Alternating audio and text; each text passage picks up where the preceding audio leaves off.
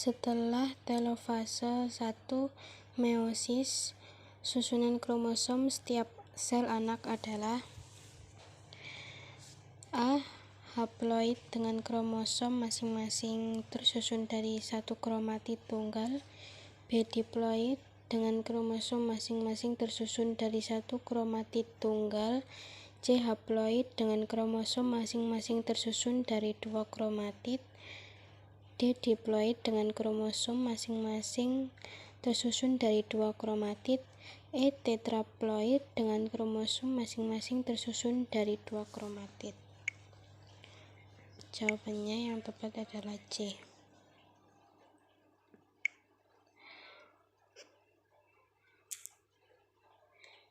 Haploid dengan kromosom masing-masing tersusun dari dua kromatid.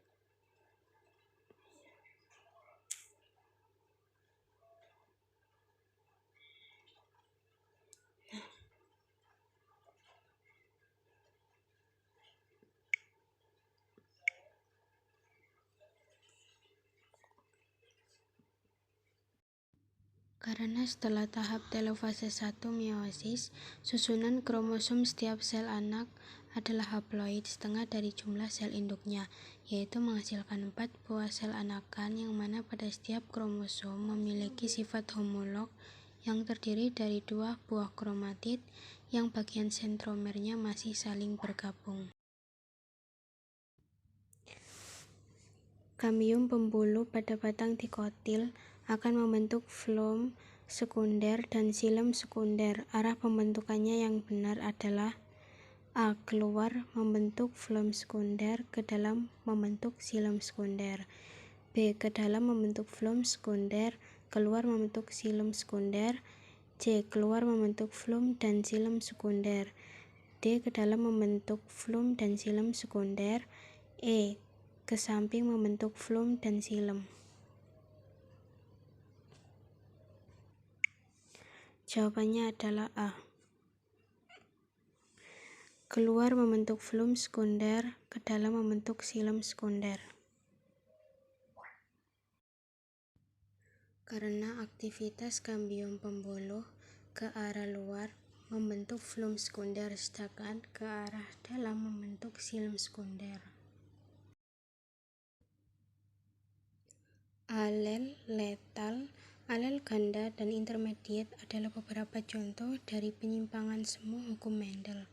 Penyimpangan tersebut dinyatakan semu karena A. Jumlah rasio fenotip hasil persilangan pada ketiga penyimpangan tersebut tetap. B. Jumlah rasio genotip hasil persilangan pada ketiga penyimpangan tersebut tetap. C. Penjumlahan rasio fenotip dan genotip pada setiap penyimpangan selalu berbeda. D. Penyimpangan hanya terjadi pada fenotip, bukan perilaku alel pada saat meiosis.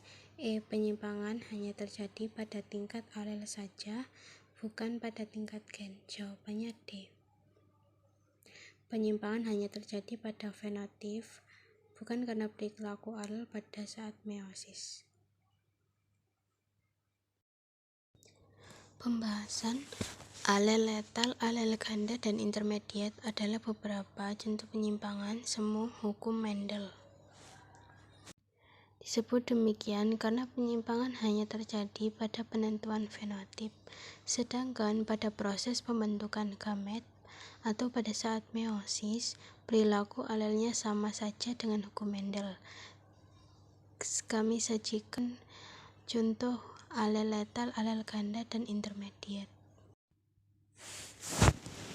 Organ-organ pada gambar di atas merupakan salah satu petunjuk adanya proses evolusi.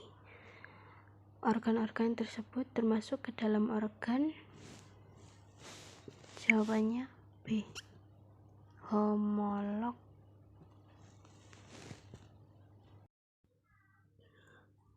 Gambar-gambar yang ditunjukkan pada soal menunjukkan organ-organ yang mempunyai bentuk dasar yang sama tetapi mempunyai fungsi yang berbeda, yang disebut organ homolog. Pernyataan yang tidak benar dalam kaitannya dengan pertukaran oksigen dan karbon dioksida pada sistem pernapasan manusia adalah: A. Peristiwa pertukaran oksigen dan karbon dioksida dalam kapiler terjadi secara osmosis. B. Pertukaran oksigen antara alveolus dan pembuluh darah disebut pernapasan eksternal. C. Pertukaran gas pernapasan yang terjadi di jaringan tubuh dipengaruhi oleh tekanan parsial. D. Tekanan karbon dioksida di alveolus 40 mmHg dan tekanan karbon dioksida di dalam kapiler 46 mmHg, maka CO2 akan berdifusi dari kapiler ke alveolus.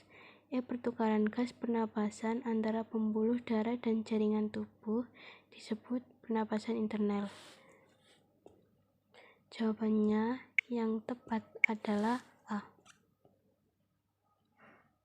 Peristiwa pertukaran oksigen dan karbon dioksida dalam kapiler terjadi secara osmosis. Pembahasan peristiwa pertukaran oksigen dan karbon dioksida dalam kapiler terjadi secara difusi karena dipengaruhi oleh tekanan parsial.